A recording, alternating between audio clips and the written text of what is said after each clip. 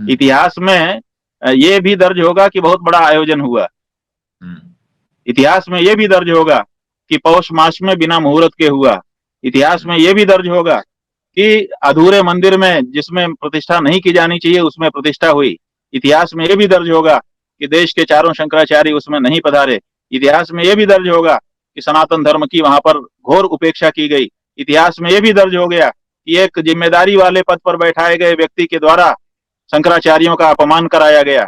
इतिहास में यह भी दर्ज होगा कि भारतीय जनता पार्टी के द्वारा मनोनीत किसी पदाधिकारी के द्वारा हिंदू समाज में फूट डालने वाले बयान दिए गए। ये सब दर्ज होगा। केवल एक चीज इतिहास में दर्ज नहीं होती है, सब कुछ साथ में दर्ज होता है।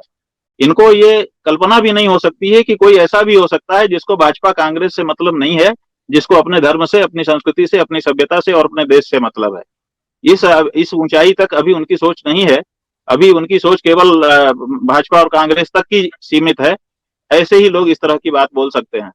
हम ना तो भाजपा के हैं ना तो कांग्रेस के हैं, हम धर्मशास्त्र की बात करते हैं। जब हम गंगा का आंदोलन कर रहे थे तो भाजपा वाले लोग हमारे साथ आकर के खड़े हो जाते थे। क्यों? क्योंकि हम तब कांग्रेस से लड़ रहे थे। जब हम समाजवादी पार्टी से लड़ रहे थे तब भाजपा वाले हमारे साथ खड़े हो जाते थे।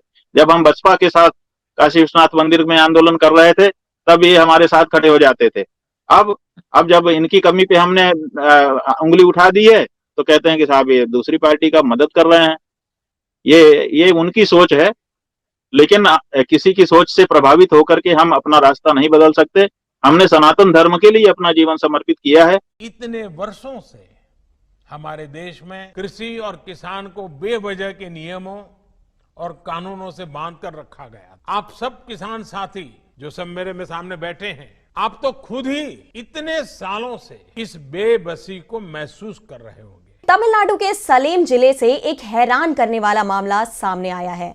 यहाँ किसी राजनेता को नहीं बल्कि दो किसान भाइयों को ईडी ने समन भेजा है। क्या है पूरा मामला, देखिए इस रिपोर्ट में। तमिलनाडु के सलेम जिले के अट्टूर में रहने वाले दो बुजुर्ग किसान कन्नैयन और उसके भाई कृष्णन को ईडी से समन मिलने के मामले में मोदी सरकार घिरती जा रही है। आपको बता दें कि दोनों किसान भाइयों ने एक स्थानीय भाजपा नेता पर उनकी जमीन को अवैध रूप से हड़पने की कोशिश करने का आरोप लगाया है, जिसके बाद उन्हें ईडी का नोटिस मिला है। वहीं किसानों का कहना है कि हम सभी रिकॉर्ड लेकर जुलाई 2023 में ईडी अधिकारियों के सामने पेश हुए थे, लेकिन उन्होंने हमें फिर से पेश होने के लिए कहा। क्या भाई, मर्डर किया क्या? फाइनेंस कंपनी का कोई फ्रॉड किया क्या? नहीं। सेक्स फिल्म बनाकर नेट पर चलाई क्या? नहीं। तो फिर किया क्या है तुमने?